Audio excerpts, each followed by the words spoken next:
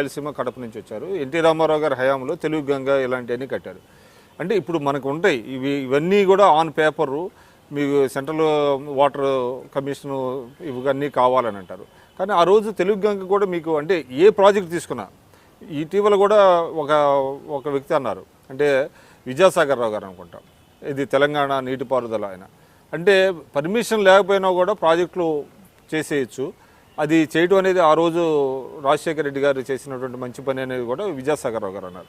అంటే నేననేది ఏంటంటే మీకు పర్మిషన్ల కోసం చూస్తే ఏదో ఒక సమస్య వస్తుంది. కాబట్టి కేసీఆర్ గారు ఇది చేయటం అనేటువంటిది అంటే పర్మిషన్స్ కోసం అప్పుడు దాకా వెయిట్ చేయాలా, లేకపోతే రైతులకు న్యాయం చేయాలనేటువంటిది వాళ్ళ రాష్ట్ర పర్స్పెక్టివ్లో ఒక్కసారి సార్ అనేటువంటిది వాళ్ళ దృష్టికోణంలోంచి చూసినప్పుడు అది వాళ్ళది న్యాయమే కదా, వాళ్ళ ఆర్గ్యుమెంట్ కానివ్వండి. ఎందుకంటే ఇప్పుడు బ్రిజేష్ కుమార్ పటేల్ ఇది రావాలి, తర్వాత దానికి ఎంతో సమయం పడుతుంది. ఈలోపు వాళ్ళకున్న రైట్ని వాళ్ళు ఉపయోగించుకోవడంలో తప్పేంటి? రైట్ కాదు, ఇక్కడ కృష్ణానది వచ్చేసి అంతర్రాష్ట్ర నది. మహారాష్ట్ర, కర్ణాటక, తెలంగాణ, ఆంధ్రప్రదేశ్, బంగాళాఖాతం అంతర్రాష్ట్ర నదులకు సంబంధించి 1956 ఇది నీరు పల్లమెరుగు నిజము దేవుడెరుగు. కాబట్టి పైనుండేవాడు అడ్డుకుంటే కిందలోకి నీళ్ళు రావు. అందుకోసమే అంతర్రాష్ట్ర నదీ జలాలకు సంబంధించి 1956 చట్టం ఉంది. దాని ప్రకారంగా ట్రిబ్యునల్స్ ఏర్పాటు చేస్తారు. ఆ ట్రిబ్యునల్స్ అవార్డు ప్రకారంగా ఎవరన్నా ఉండాల్సిందే. అది అదేవిధంగా మహారాష్ట్ర కానీ, కర్ణాటక కానీ, ఆంధ్రప్రదేశ్ కానీ గతంలో అప్పుడు బచావత్ అవార్డును బచావత్ ట్రిబ్యునల్ ఏర్పాటు చేసి వాళ్ళు అవార్డు ఇచ్చారు. వాళ్ళు అవార్డు ఇచ్చేసి మొత్తం 2060 టీఎంసీలు నికర జలాలు ఉన్నాయి కృష్ణాలో.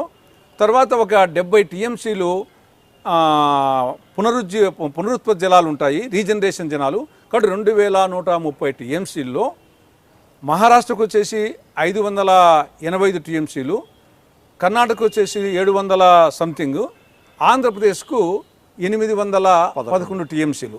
ఆ 811 టీఎంసీలో ప్రాజెక్టుల వారిగా కేటాయించారు. 299 టీఎంసీ తెలంగాణ ప్రాజెక్టులకు వచ్చాయి, 512 టీఎంసీలు ఆంధ్ర ప్రాజెక్టులకు వచ్చాయి.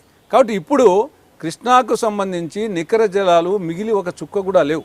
కాబట్టి ఇప్పుడు తెలంగాణ వచ్చేసి పాలమూరు రంగారెడ్డికి డిండికి కలిసి 120 టీఎంసీలు నీటి కేటాయింపులు లేవు. కానీ గతంలో వచ్చి నీటి కేటాయింపులు ఒకటి, అనుమతులు ఒకటి, 2 కావాలా. ఇటు నీటి కేటాయింపులు లేవు బచావత్ అవార్డు ప్రకారము.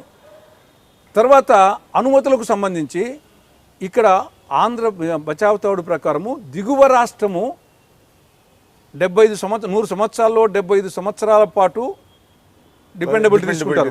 20 సంవత్సరాల పాటు వర్షం తక్కువగా ఉన్నప్పుడు దెబ్బతినేది కింది రాష్ట్రం. కాబట్టి కింది రాష్ట్రానికి సర్ప్లస్ వాటర్ వాడుకునే లిబర్టీ, నాట్ రైట్, లిబర్టీ అనేది కింది రాష్ట్రానికి ఉంటుంది. అది వాడుకుంటే సముద్రంలో కలుస్తాయి, పయ్యోళ్ళకు నష్టం లేదు. కాబట్టి కిందోనికి ఆ లిబర్టీ అనేది బచావత్ అవార్డు ఇచ్చారు. దాన్ని బేస్ చేసుకొని ఆ రోజు మహారాష్ట్ర, కర్ణాటకకు వాళ్ళకు వచ్చేసి ఇన్ని కేటాయించే అంతవరకే వాళ్ళు ప్రాజెక్టులు కట్టుకోవాలా.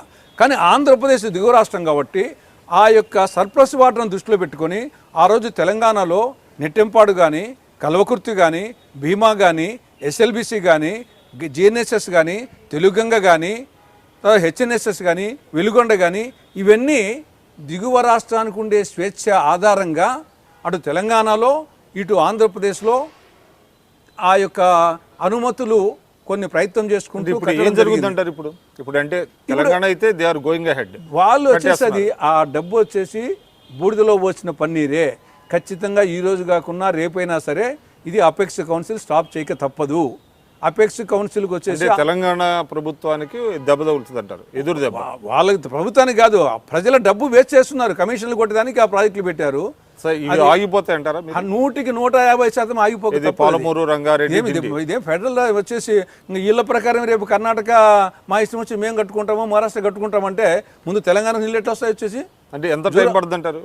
అంటే ఇప్పుడు ఇమ్మీడియట్గా మొన్ననే సుప్రీంకోర్టు డైరెక్షన్ ఇచ్చింది. సుప్రీంకోర్టు వచ్చేసి మన తెలంగాణ కృష్ణా డెల్టా రైతు సంఘాలు వచ్చేసి సుప్రీంకోర్టు పోయినప్పుడు వాళ్ళు కేంద్ర ప్రభుత్వం డైరెక్షన్ ఇచ్చింది, మీరు ఇమ్మీడియట్గా అపెక్స్ కౌన్సిల్ మీటింగ్ను ఏర్పాటు చేయమని చెప్పేసి ఆదేశించండి అని చెప్పేసి.